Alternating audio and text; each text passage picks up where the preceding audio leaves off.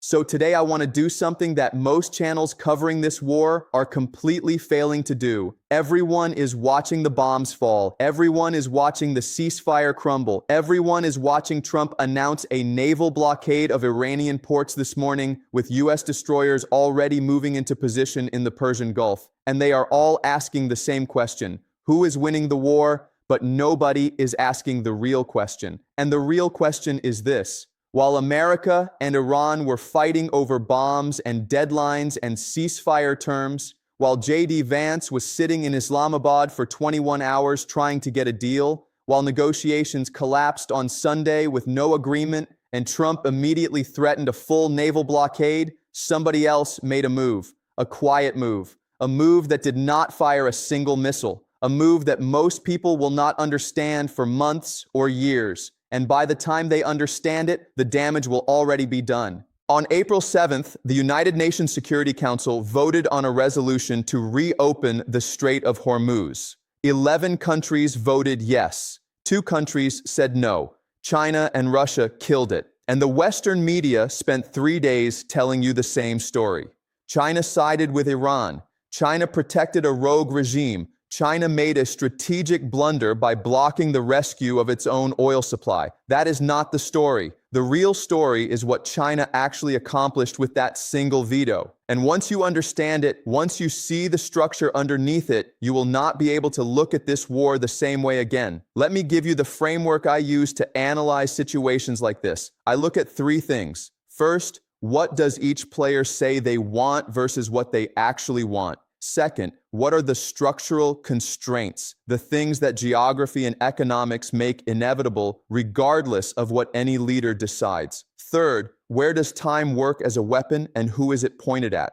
When you run that framework on China's veto, what you find is not a blunder. What you find is one of the most precisely calculated strategic moves of the last decade. So let me walk you through it, because the details are everything here. Start with the surface contradiction. China receives 37.7% of every barrel of oil that passes through the Strait of Hormuz. That is the largest share of any country on Earth, according to US Energy Information Administration data. China's refineries, its factories, its entire industrial base has been running for 6 weeks on strategic reserves and diverted supply, because the war that started on February 28th has collapsed Hormuz traffic by over 90%. Before the war, more than 130 ships transited the strait every single day. Right now, that number is in the single digits. So here is the question. If you are the country being hurt most by the closure, why would you vote against the resolution designed to reopen it?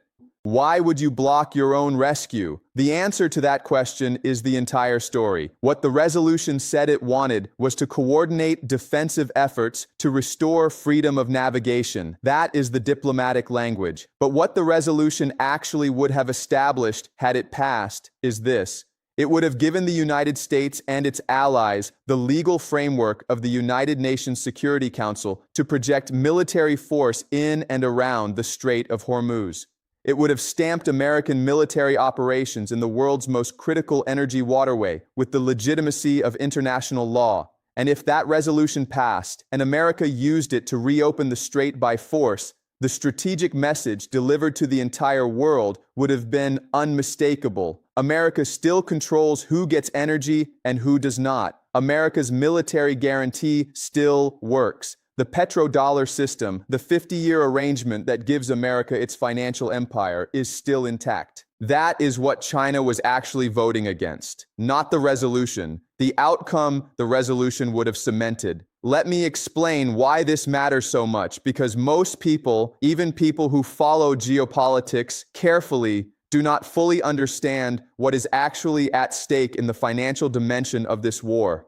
Since 1974, global oil has been traded in US dollars. Every country on Earth that needs oil, which is every country on Earth, needs to hold dollars to buy it. This creates permanent, structural, global demand for the American currency. This is what allows the United States to carry $39 trillion in national debt and still have countries lining up to buy its bonds. This is what allows America to run its military empire at a cost no other country on Earth could sustain. The dollar's reserve status is not just a financial detail. It is the foundation of American power. Without it, the Pentagon cannot be funded. Without the Pentagon, the empire cannot be maintained. The whole system runs on oil priced in dollars and on America's ability to guarantee that oil keeps flowing. Now look at what has happened to that system over the past 6 weeks. The international group of P&I clubs, the insurance network that covers 90% of the world's ocean-going tonnage, withdrew coverage for ships transiting Hormuz on March 5th. The dollar-based shipping and insurance system that underpins global energy trade began to fracture the moment American military guarantees in the Gulf proved insufficient to keep that waterway open. And something else happened, something that Deutsche Bank flagged in a note to clients and that the Atlantic Council confirmed with data. Iran began operating what analysts are now calling a toll booth in the Strait of Hormuz. Ships that wanted to pass submitted full documentation to IRGC-linked intermediaries, including vessel ownership, cargo manifests, crew lists, flag state, and destination. They received clearance codes and naval escort through a northern corridor around Larik Island, and the fee was up to $2 million per vessel. Oil tankers carrying 2 million barrels each were paying approximately $1 per barrel. But here is the part that breaks the petrodollar logic. The fee was not collected in dollars. According to Lloyd's List, Bloomberg, TRM Labs, and confirmed AIS tracking data, at least 2 vessels paid transit fees in Chinese yuan. The transactions were routed through Kunlun Bank via CIPS, China's cross-border interbank payment system, completely outside SWIFT, completely outside the U.S. correspondent banking system that gives Washington its financial leverage over global trade. Iran formally codified this system. Its parliament approved the Strait of Hormuz management plan on March 30th and 31st of this year. A sovereign state has written into law a toll collection system at the world's most critical oil choke point, denominated in yuan, routing payments outside American financial architecture. Let that settle for a moment. Because what Iran built in 6 weeks of war, China has been building for a decade. CIPS, China's alternative to SWIFT, processed the equivalent of 921 billion yuan in average daily transactions in March 2026. According to Bloomberg and the Atlantic Council, that is a near 50% jump from the previous month. In 2021, CIPS averaged roughly 350 billion yuan per day. By early 2024, it had crossed 600 billion yuan. The trigger was Washington's December 2023 executive order, authorizing secondary sanctions on foreign banks that facilitated Russian trade. Banks in the UAE, Turkey, and Central Asia scrambled to connect to CIPS to avoid being cut off. Then the Iran war arrived, and CIPS daily volume broke records. China was not building a replacement financial system overnight. China was building a backup system quietly over years, while nobody in Washington was paying serious attention. By February 28, 2026, when the war started, that backup system was ready, and the Strait of Hormuz became its first real operational test at scale.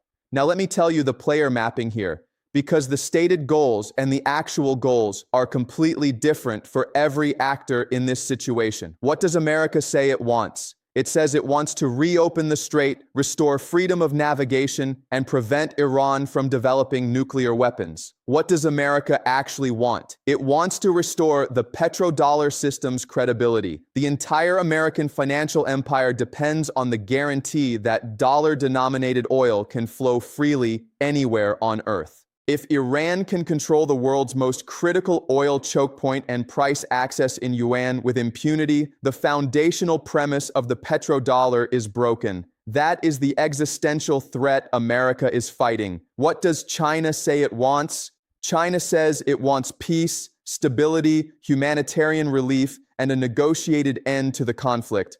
China's Foreign Minister Wang Yi said just yesterday that blockading Iranian ports does not serve the world's common interests and called on the international community to promote peace. That is the public position. What does China actually want? China wants to prove in real time in front of every oil exporting country on Earth that there is a functioning alternative to the dollar system, not a theoretical alternative, a working one. One that routed actual transactions through CIPS during an active war while SWIFT sat on the sidelines. China does not need this crisis to last forever. It needs it to last long enough to establish the precedent. And that precedent is already established. What does Iran want? Iran wants sovereignty. It wants the sanctions lifted. It wants the Strait recognized as Iranian territorial waters. It wants its role in Lebanon and Iraq protected in any settlement. And it wants, above all else, to survive this war having demonstrated that it cannot be destroyed from the air. Iran walked into 21 hours of talks in Islamabad this past weekend. It walked out having given nothing on the nuclear issue, having rejected American demands on the Strait, and having watched Trump immediately announce a naval blockade in response. Iran's parliament speaker Mohammad Bagher Ghalibaf said his delegation was there. He said they made forward-looking proposals. He said the Americans could not gain the trust of the Iranian government. The Iranian Foreign Ministry said Washington came with excessive demands. The ceasefire that Pakistan brokered on April 7th, the same day as the UN veto, is now 8 days from expiration. Talks have collapsed. The U.S. Navy began operations to clear Iranian mines from the Strait this week. 2 American destroyers conducted a freedom of navigation transit through Hormuz over the weekend. Trump announced a full naval blockade of Iranian ports today, Monday, April 14th. And the Iranian Revolutionary Guard warned that any miscalculated move will trap the enemy in deadly whirlpools in the Strait. This is where things stand as of this morning. The ceasefire is fragile. The blockade is beginning. The peace talks failed. And the financial war underneath the military war is accelerating in China's direction. Now let me give you the structural facts that explain why China's position is stronger than it looks. Because most Western analysis treats China as a victim of this crisis. That framing is almost entirely wrong. Structural fact number 1. China built its energy security specifically for this scenario. According to a House Select Committee on China report, China has accumulated a strategic petroleum reserve of approximately 1.2 billion barrels as of early 2026. That is roughly 109 days of seaborne import cover. It was built by purchasing sanctioned oil from Iran, Russia, and Venezuela at below-market rates using the same shadow fleet the congressional report describes as a deliberate sanctions evasion infrastructure. China anticipated exactly this kind of disruption and positioned itself to absorb it better than any other major economy. Structural fact number 2. China's exposure to Hormuz is real, but far smaller than Trump claimed. On March 15th, Trump told reporters on Air Force One that approximately 90% of China's oil goes through the Strait of Hormuz. According to Chinese customs data analyzed by AFP, the actual figure is under 40%. Nomura's chief China economist Ting Lu calculated that Hormuz oil shipments account for only 6.6% of China's total energy consumption when all sources are factored in. South Korea has roughly 9 days of LNG reserves. China has over 100 days of crude cover. These are not comparable situations. Structural fact number 3. China has alternative energy routes that its rivals do not. Russia pipeline supply through Power of Siberia 1 has been running at 1.8 million barrels per day, up from 1.2 million in 2025. China is building the China-Pakistan Economic Corridor, giving it port access through Gwadar that bypasses the strait entirely. Half of China's gas imports arrive by overland pipeline, not by sea, which means they are immune to Hormuz disruption entirely. Structural fact number 4. CIPS transaction volumes prove the alternative financial system is being stress-tested and passing. A near 50% single-month surge in CIPS daily volume in March 2026 does not happen by accident. It happens when institutions that were already connected to the system start routing more trade through it because the alternative, dollar-denominated correspondent banking, carries too much sanction risk in a wartime environment. Banks and 193 institutions are now direct members of CIPS, up nearly 40% since 2024. The Atlantic Council noted that direct CIPS connections, those that bypass SWIFT entirely, have been growing precisely because trade messages sent through CIPS's internal protocol do not appear in SWIFT data at all. The shift is happening, and it is not fully visible in Western financial monitoring. Now, let me give you 3 specific predictions based on this structural analysis, not opinions, logical conclusions from the facts I have just walked you through. Prediction 1. The ceasefire will not hold in its current form. The Islamabad talks failed on Sunday. Trump announced a naval blockade Monday morning. Iran's IRGC warned against miscalculated moves in the strait. Israel is still striking Lebanon and calling it a separate conflict. Iran considers Lebanon covered under the ceasefire. The United States does not. These are not gaps that close in 8 days. The ceasefire expires next week. Both sides have domestic pressures that make extending it without a deal politically difficult. The military logic has not changed. Watch this space very carefully in the next 7 days. Prediction 2. The Strait of Hormuz will not fully reopen under any financial structure that resembles the pre-war status quo. This is the part most analysts are missing entirely. The UAE's Minister of Industry said on April 9th that the strait is, in his words, not open, with access being restricted, conditioned, and controlled by Iran. Iran reportedly lost track of some of the mines it planted, and American naval forces are actively conducting clearance operations. Even if a peace deal is reached, the legal and operational precedent that Iran can condition passage, collect fees, and denominate those fees in non-dollar currencies has now been established in both practice and in Iranian parliamentary law. The pre-war financial architecture of the strait is gone. Whatever replaces it will be negotiated. And China just used its UN Security Council veto to ensure that the terms of that negotiation will not be written by Washington alone. Prediction 3. The dollar's share of global oil trade will continue to fall, but the collapse will not be sudden. The yuan currently represents 2.1% of global foreign exchange reserves. The petrodollar's structural advantages, the depth and liquidity of American financial markets, the network effects of decades of dollar-denominated trade, these do not disappear in a 6-week war. Deutsche Bank said the conflict could mark the beginning of the end of petrodollar supremacy and the beginning of the Petroyuan. That word beginning is important. What is happening now is the construction of the financial plumbing that makes an alternative possible. The CIPS volume surge, the yuan-denominated Hormuz transits, the oil-for-goods swaps between China and Iran settled in renminbi. These are not the replacement of the dollar. They are the proof of concept that the replacement can eventually work. Now let me address the 3 biggest objections to everything I have just argued, because I think these are legitimate questions. First objection, isn't China hurting too? Yes, China is materially exposed. Approximately 1/3 of its crude supply came through Hormuz before the war. Zhejiang Petrochemical, one of China's largest single-site refineries, depends on Saudi Aramco for roughly 60% of its crude under a long-term contract. Those barrels have not been flowing. Some Chinese refineries have pulled forward maintenance. This is real pain, but the question is not who is hurting.